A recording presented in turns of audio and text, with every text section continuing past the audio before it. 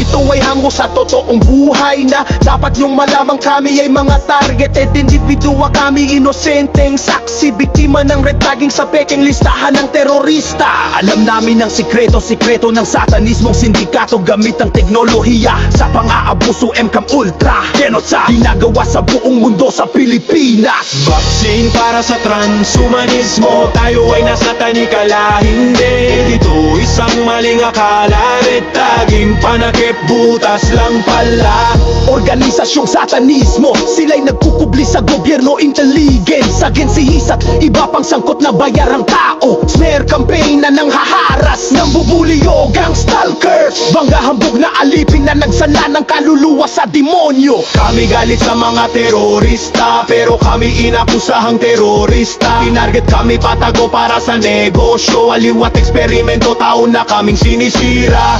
At pribasya na may pilit kinukuha, hanggang ngayon ay wala pa ring hustisya. Sapagkat sa saya ng gobyerno, tago sila. Imulat ang isip at mata, makinig mabuti. Saan nakalatala dito sa kanta, maraming taong biktima, ngunit madaming walang malay sa gamit na teknolohiya. Body hacking, remotely rapping, eye control, psychologic torture, remori, oral monitoring, and only harassment devices, hacking, advertising, business, fake news, voice code.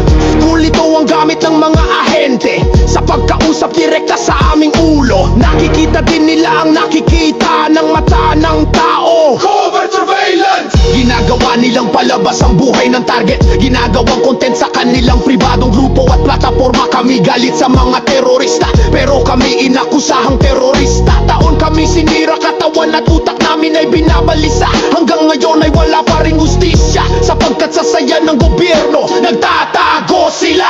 Kung sino pang dapat magprotekta, sila pang mapangahas. Salot sa lipunan, sindikato, ulto, alagad ni Jambanas. Tayo'y niloko, pinag-eksperimentuhan, walang malay ng mga tao. Sila'y pinaglalaruan at kinukulam, remote torture. Konti pa lang ang nakakaalam, kahit malayo pa sa nila mga nasa isipan. Ninakaw nila ang ating kalayaan sa ating isipan. Nagtatanim sila ng kasamaan, at ang mga bobo na nakakita sa pagsira sa aming reputasyon ay kumampi sa sindikato, dahil sila'y nasiyahan at may lahiding demonyo. Sa pagkalat ng fake news, kami ay hinusgahan, habang ang mga bobong to sa ulo sila'y iniipunan. Vaccine para sa transhumanismo, tayo ay nasa tanikala. Hindi, rito isang maling akala. Red tagging panakip, butas lang pala. Mga sumisira sa sangkatauhan, salot na satanismong puro kahalayan.